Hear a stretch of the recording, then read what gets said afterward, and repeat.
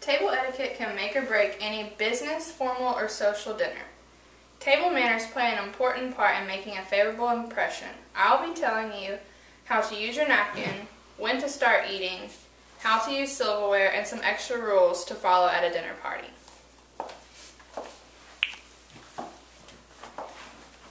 First, we're going to start with napkin use. You sit when the host does, and you're going to take your napkin and place it in your lap.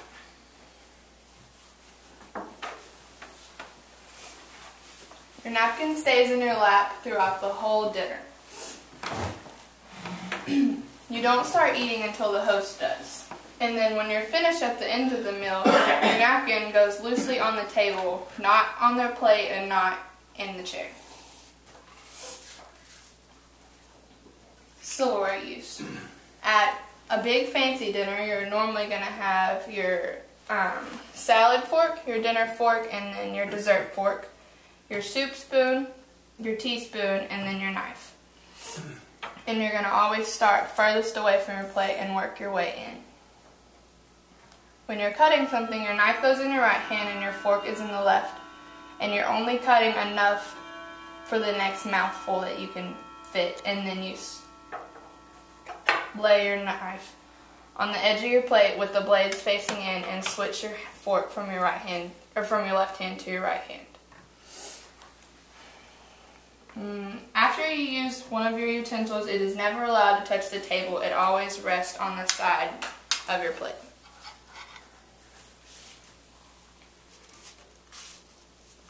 Some extra rules. You always dress accordingly.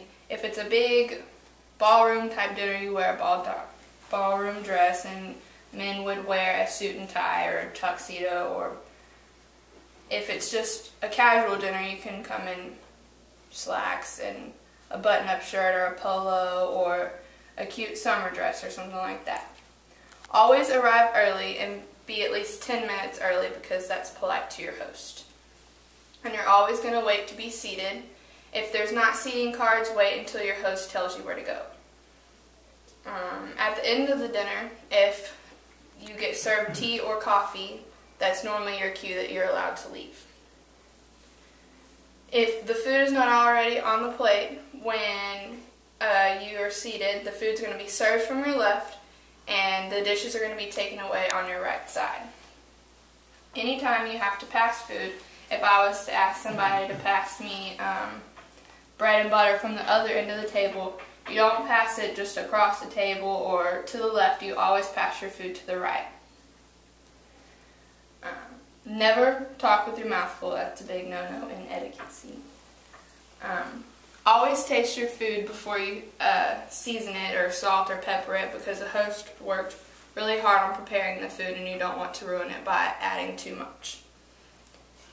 Never blow on your food to cool it off. Just let it, you taste it once and you know it's too hot, so you're going to let it sit and talk amongst yourselves with the rest of the people.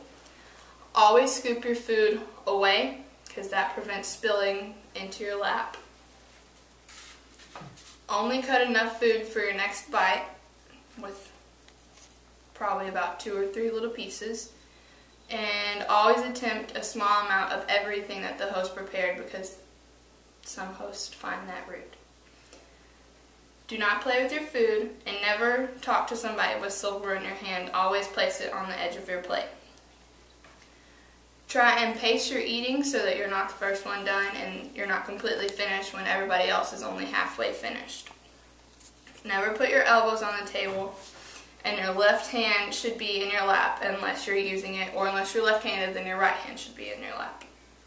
Try and mingle with everyone at the table, but never speak too loudly. Always ask to be excused and never say that you're going to the restroom, because it's not very polite. And one of the most important rules is to turn off your phone or put it on vibrate. And if you must answer it, leave the room and ask to be excused. Linda Stradley from What's Cooking America stresses that table manners are visible signals of the state of our manners and therefore are essentials to professional success. The point of etiquette rules is to make you feel comfortable, not uncomfortable.